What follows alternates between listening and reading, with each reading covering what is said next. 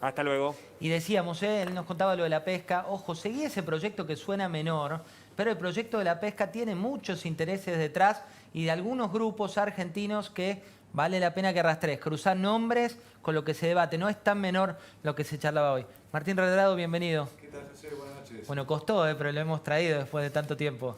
Bueno, a veces viajes, después quería además hacerlo presencial, porque creo que estas cosas a veces a la distancia se pierden tiempos muertos, así que acá estamos. A la distancia, igual fíjense, estamos como a 2 metros con toda Como la prevención del caso. Vamos a arrancar por algo muy caliente y después nos vamos a meter en Tu Argentina Primero, este libro que tiene que ver con el día después de la pandemia. ¿Qué pasa con el dólar hoy, Martín? Bueno, el dólar es un bien escaso y lamentablemente ya hace mucho tiempo, el 2 de septiembre del año pasado, se fue por la vía de restringir la demanda. Y cuando un bien se vuelve difícil de obtener, la gente lo quiere buscar más. Es decir, se genera ese apetito a la cosa que está cada vez más restringida. Cuando se ingresa en un camino de reprimir a la demanda es un camino de ida, José, es un camino que no tiene otra avenida. Mi visión es que deberíamos ir hacia un incremento de la oferta y esto se puede hacer. ¿Cómo? Bueno, en principio tenés que bajar la brecha cambiaria y mi visión es que habría que tomar 4 medidas en esta visión constructiva y de qué es lo que se debe hacer para adelante. La primera es usar los bonos que tiene el Banco Central, tanto en pesos como en dólares. Quizás lo podría haber hecho antes, ahora ha ingresado al canje, va a tener 15.000 millones de dólares de bonos en valor nominal, que obviamente José no los puede tirar un día sobre el mercado porque eso deprimiría la paridad, pero con pericia los puede utilizar en el día a día. Como vos sabés, tanto el dólar financiero, aunque no está todavía oficializado, pero el contado con liquidación, el dólar bolsa, interviniendo, arbitrando en esos mercados, le podés poner un techo. Segundo, debería convocarse a los exportadores, a los 6 grandes exportadores, para pedirles que prefinancien exportaciones del año que viene. Esto lo hicimos nosotros en el 2009 y se puede hacer perfectamente. Vamos a tener una buena cosecha, el precio de la soja está subiendo, aunque puede haber sequía. Tercer 2000, ¿no? Es uno de los datos que siempre se habla del viento de cola o viento de frente. Exactamente. Parece venir un viento de cola. Exactamente. Tercer medida, que el Ministerio de Economía genere más títulos en pesos y con distintos índices, de manera tal que le puedas dar al tenedor de pesos alternativas para poder no ir al dólar. Y cuarto, algo que hicimos en el 2009 y que se probó ya como una política permanente. Usar el canje de monedas, el préstamo que tenemos con el Banco Central de China, para que una parte sea convertido, en lugar de yuanes, obtener dólares. Hoy 18.600 millones de dólares en yuanes, una parte de eso se utilizó en el 2009, nos sirvió para frenar una corrida, lo utilizó el gobierno anterior cuando unificó el mercado cambiario. Esas 4 medidas juntas ayudarían a darle tiempo. Nada reemplaza lo que se dijo antes, la confianza, generar un programa que nos dé un horizonte a los argentinos. Pero esas pueden ser medidas, José, de corto plazo que te permitan tener un puente hasta el programa, hasta la negociación con el fondo y hasta la próxima cosecha. Martín, se crea una especie de SWAT financiero de régimen penal tributario, de perseguir a aquel que tiene esos manguitos para comprar $200 o que le pide a otro porque hace el purecito, como lo llaman en la jerga de la City. Así es. ¿Sirven este tipo de medidas? No. Ya lo hemos visto, José, y hay en alguna medida algunos que quieren volver al 2011, 2015, pero recargado. Es decir, a volver a las mismas medidas que teníamos. Recordá que el cepo se instaló luego que se fueron perdiendo reservas y este tema de que vayan a la página de la AFIP, que vayan a una otra página, como hoy ocurrió con muchos que quisieron comprar y las páginas se caen. Es otra manera de ir regulando la demanda. Achicar la demanda o reprimir la demanda no sirve, hay que ir por el camino de aumentar la oferta. ¿Pablo? Martín, con esta profundización del cepo que se vino dando desde que asumió Alberto Fernández, porque recordemos, vino con Macri, pero Alberto Fernández lo profundizó y se generó toda esta incertidumbre. ¿Vos considerás que este gobierno tiene alguna chance, no con el plan Redrado, con el plan de Alberto Fernández, de sacar el cepo cambiario de acá hasta 2023? ¿En algún momento?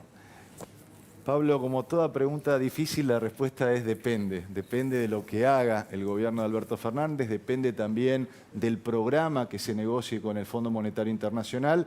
Mi visión, Pablo, José, es que tenemos dos hitos por delante. Primero, la presentación del presupuesto.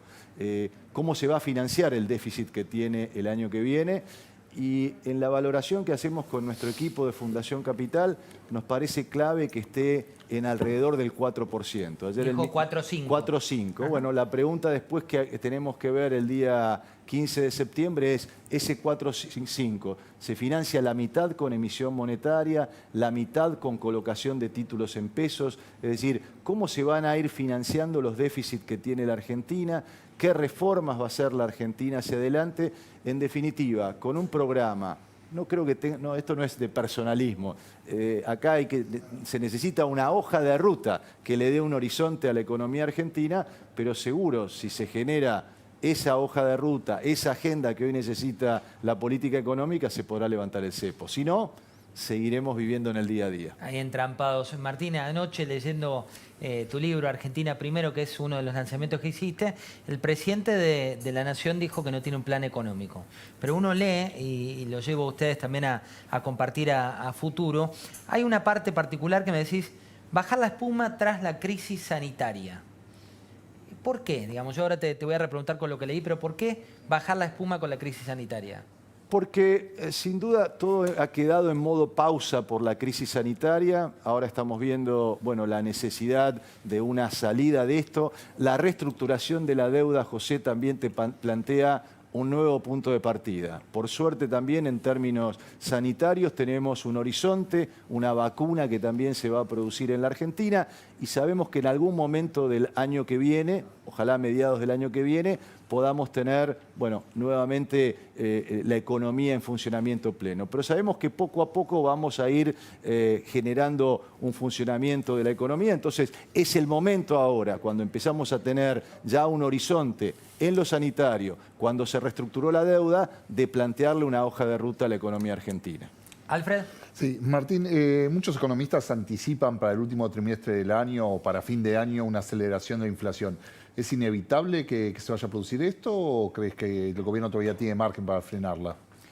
Bueno, la tendencia que estamos viendo también nosotros es hacia un incremento de la tasa de inflación, sobre todo porque está amesetándose la demanda de pesos. La ventaja que tuvo el gobierno en este periodo es, primero, el gobierno anterior dejó una economía con pocos pesos. Esta idea de emitir cero de cantidad de dinero. Se pasaron ahí también un Se poquito, pasaron de rosca y además hicieron exceso de monetarismo en un país que además es bimonetario. Eso también marca, ojo con caer con las recetas del Fondo Monetario. Y esta es también la idea que propongo en el libro. Tengamos un programa argentino con un programa de estabilización y también con un programa de modernización productiva. Pero en definitiva, si no hacemos nada, Alfredo, la tendencia es la demanda de dinero se está amesetando y por lo tanto todo lo que se emitió se va a volcar en mayor tensión inflacionaria. Por supuesto, si junto con el lanzamiento del programa con el fondo tenemos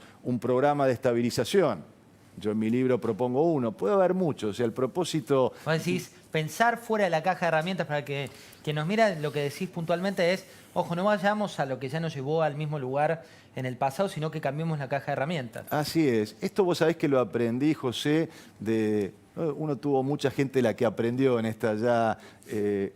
intensa carrera profesional, pero Ben Bernanke nos decía eso en el 2009 a todos los banqueros centrales cuando enfrentábamos la crisis de Lehman Brothers y de las hipotecas. Para los más jóvenes, el ex titular de la Reserva Federal. Exactamente, el ex titular de la Reserva Federal, que fue un tipo que estudió, un economista que estudió mucho primero la crisis del 30 y después fue presidente del Banco Central después de Alan Greenspan. Y entonces nos dijo en una reunión que teníamos 20 banqueros centrales, pensemos fuera la caja de herramientas, no vayamos hacia atrás para ver qué hicimos en la crisis del año 2000, en la crisis de la informática, lo que llamó el I2K, sino pensemos de manera distinta, saquemos herramientas distintas. Ahí a él se le ocurrió salir a comprar títulos del Tesoro en el mercado secundario y bueno, lo mismo decimos acá. Si queremos vencer la inflación, aquí, José, ustedes saben que hemos probado de todo. con la tasa de interés, con el esquema de metas de inflación, fijando el tipo de cambio. Ninguna de esas funcionó.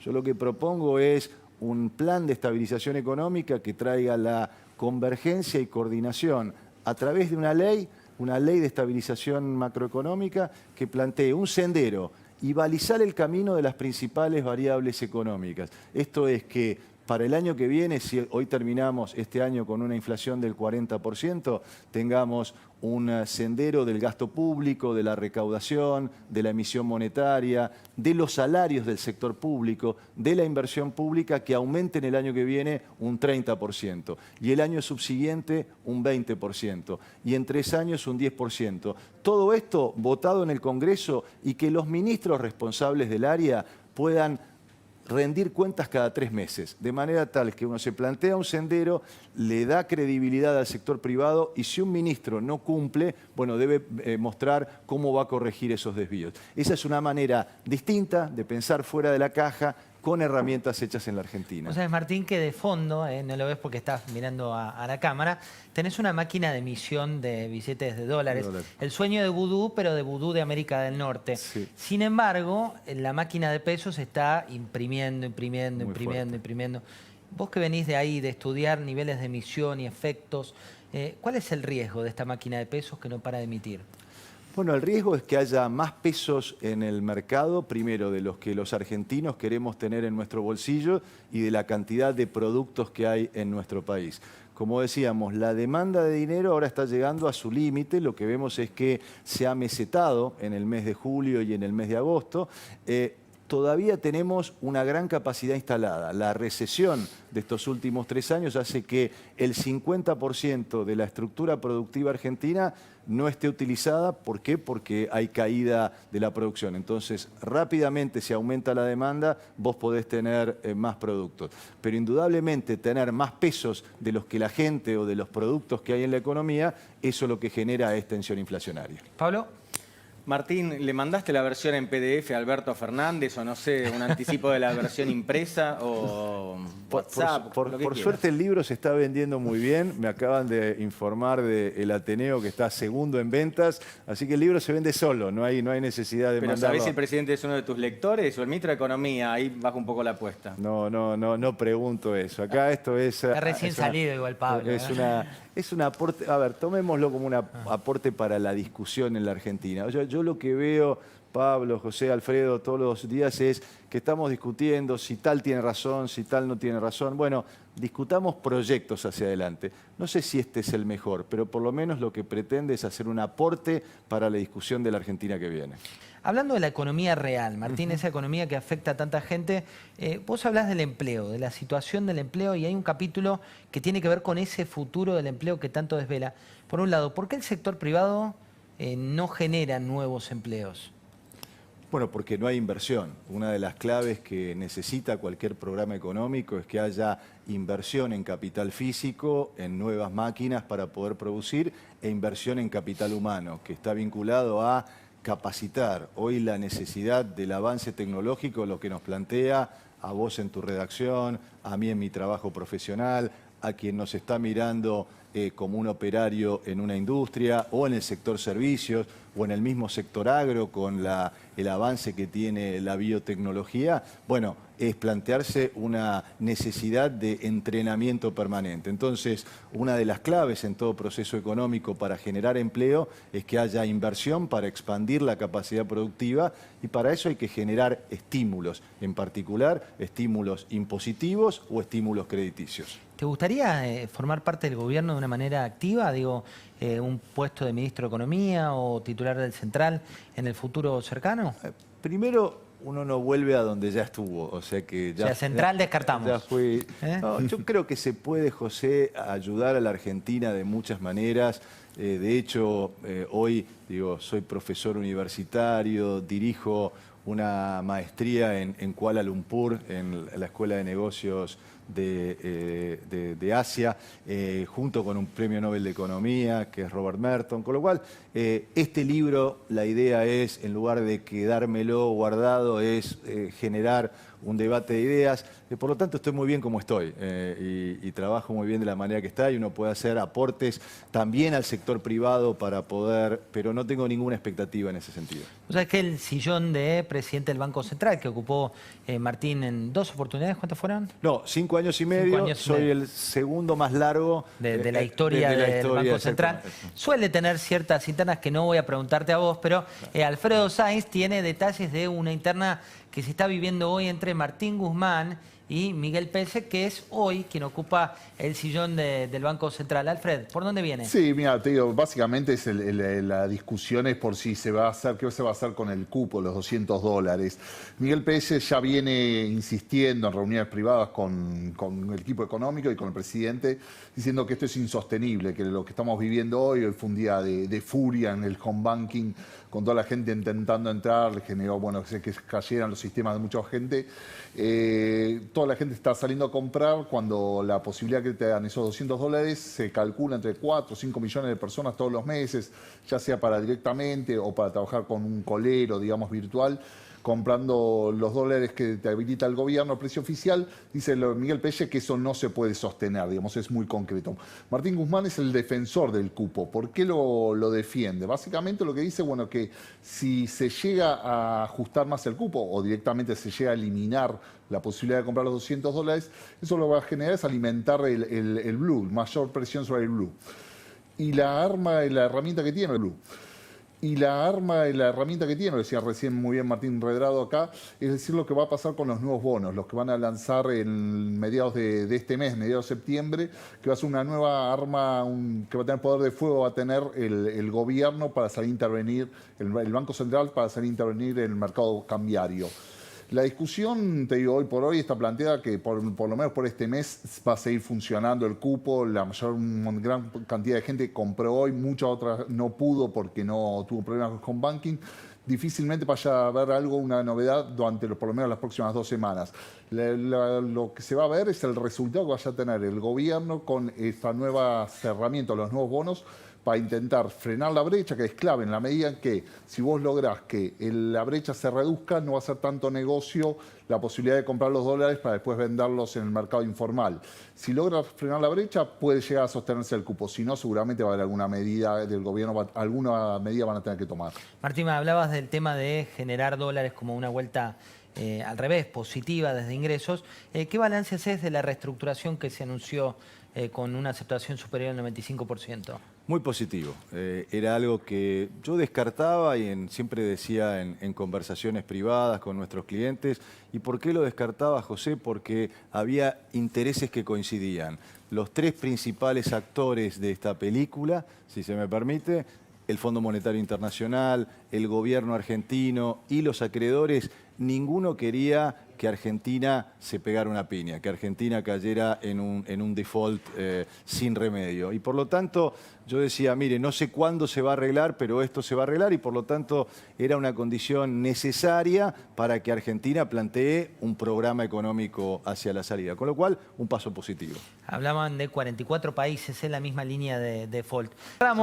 Cerramos aquí con Martín Redrado, el libro nuevo, entonces Argentina primero, desde lejos, Martín, Sí, vamos a mostrarlo, poner en marcha el país tras la pandemia. Suena a plan económico, si alguien no tiene plan económico. No es eso. Con la esperanza que sea un aporte a la discusión. Un aporte. Muchas Nada gracias por más. haber venido, Martín. Muchas gracias a vos.